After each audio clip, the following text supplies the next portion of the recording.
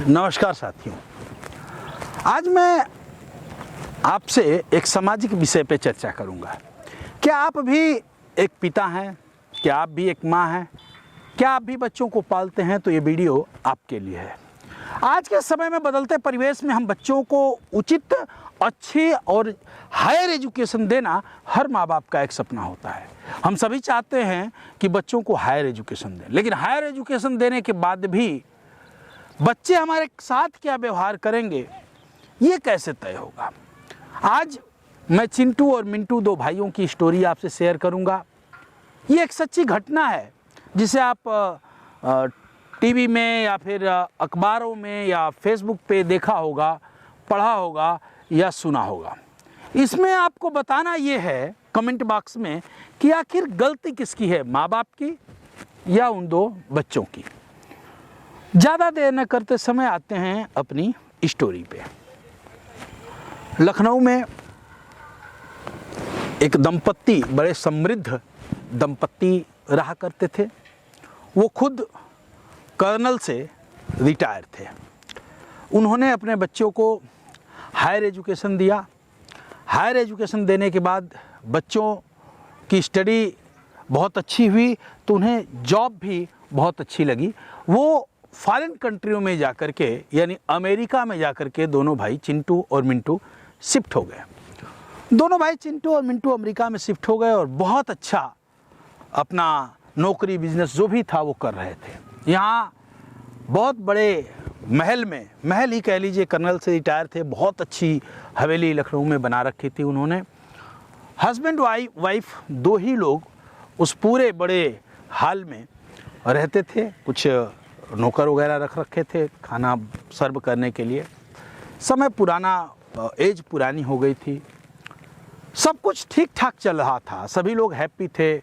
माँ बाप को ये खुशी थी कि हमारे बच्चे अमेरिका में सेटल हैं। जैसा कि आप जानते हैं कि आज के समय में जिसके बच्चे यदि फॉरेन जाके सेट हो जाएं तो डींगे बहुत हाँकता है और सीना चौड़ा करके बताता है कि हमारा बेटा तो कनाडा में काम कर रहा है, या हमारा बेटा तो आप जब सोते हैं उस टाइम में काम कर रहा है।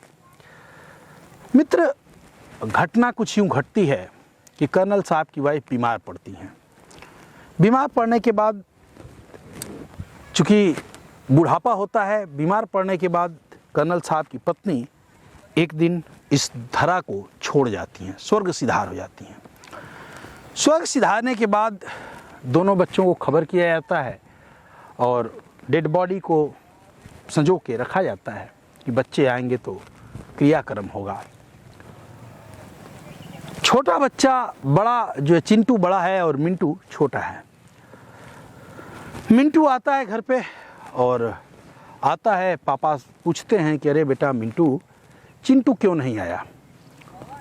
कुछ जवाब नहीं देता है। 2-3 बार जब पापा पूछते हैं कि बेटा तुम्हारी माँ की बहुत इच्छा थी, जब ये बीमार थी तो अंतिम समय इनकी बहुत इच्छा थी कि ये आप दोनों को बहुत मिस कर रही थी और इनकी इच्छा थी कि दोनों को गले लगाएं एक बार, दोनों के माथे को चूमें एक बार, क्योंकि आप अभी भी उनके लिए वही चिंटू और मिंटू हो जो बचपन में उनके साथ अटखेलियाँ करते थे, उनकी गोदी में आके दोनों बैठ जाते थे। माँ किसकी है इसके लिए झगड़ा करते थे सोने के लिए। अब छोटा बेटा कुछ बोल नहीं पाता है। जब कई बार पिता कहते हैं कि बेटा बड़ा वाला भाई क्यों नहीं आया या कुछ क्यों नहीं रहे हो, तो उसका जवाब जो था वो शन्न कर देने वाला था।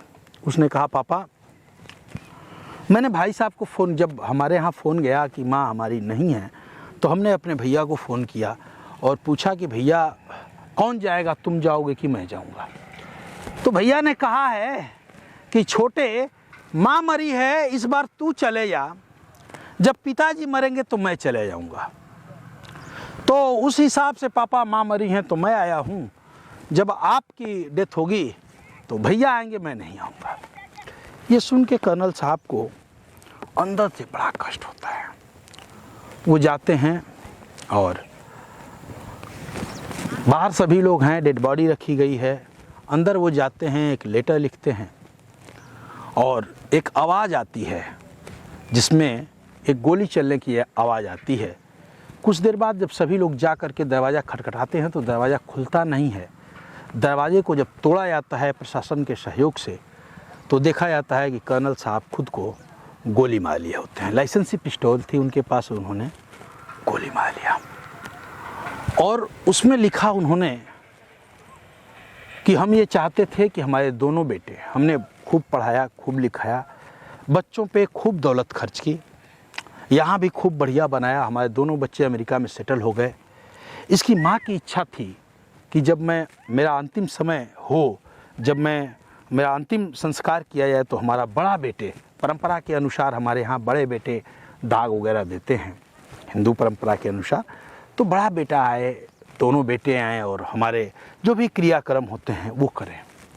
लेकिन तुम्हारे मुख से यह सुन करके कि माँ मरी है तो मैं आया हूँ, पिताजी मरेंगे तो बड़ा बेटा आएगा, मुझे बड़ा कष्ट हुआ है और यह कष्ट मैं सह पाने की कंडीशन में नहीं हूँ। निश्चित तौर से मैं समझ नहीं पा रहा हूँ कि गलती मुझसे कहाँ हुई, हमारे लालन पालन में, हमारे संस्कारों में, हमारे सेवा में, बच्चों के केयर में, आखिर वो कहाँ गलती हुई जिसका खामियाजा हमें भुगतना पड़ रहा है। वो गोली मार लेते हैं। बहरहाल दोनों का एक अर्थी उठती है एक साथ और एक ही चीते पे दोनों लोगों का अंतिम संस्कार किया जाता है। ये स्टोरी मैं आप सबसे शेयर इसलिए कर रहा हूँ कि ये स्टोरी मेरे दिल को झकझोर गई, क्योंकि मैं भी 2 बच्चों का पिता हूँ। आप जरा सोचिए हम किस युग में जी रहे हैं। हस्बैंड पैसा कमा रहा है, पति पैसा कमा रहा है, पत्नी भी छोटी सी जॉब के लिए बच्चे को आया के पास शिफ्ट कर दे रही है, एक आया को रख रही है और उस बच्चे दूधमुहे बच्चे को छोड़ करके उस आया के भरोसे दिन भर जाके जॉब कर रही है। बड़ा बच्चा, जब बच्चा बड़ा हो रहा है तो वो मम्मी को ले जाकर के वृद्धाश्रम में छोड़ दे रहा है और वो अपने वाइफ के साथ जॉब कर रहा है। पति पत्नी का रिश्ता बना है कि हम दोनों एक साथ रहें, हम दोनों एक साथ रहें, एक दूसरे के सुख दुख में शामिल हों, एक दूसरे को समझें, एक दूसरे के साथ रहें। लेकिन हो क्या रहा है, पैसे का खौफ, पैसे की हवा, पैसे की ज़रूरत हमें क्या इस कदर आन पड़ी है कि पैसे के लिए वाइफ कहीं और जॉब कर रही है, पति वहाँ से 700 किलोमीटर दूर कहीं और जॉब कर रहा है। क्या ये सही है? सही है तो कितना सही है? मैं कुछ बोल पाने की कंडीशन में इस विषय पे नहीं हूँ। क्या ये सही है तो कितना सही है, और इसमें गलती किसकी थी ये ज़रूर बताइएगा। यदि आप बताते हैं तो इसी तरह की और भी सामाजिक कड़ियों को मैं जोड़ने का प्रयास करूंगा। बने रहिए हमारे साथ। जय हिंद, जय भारत।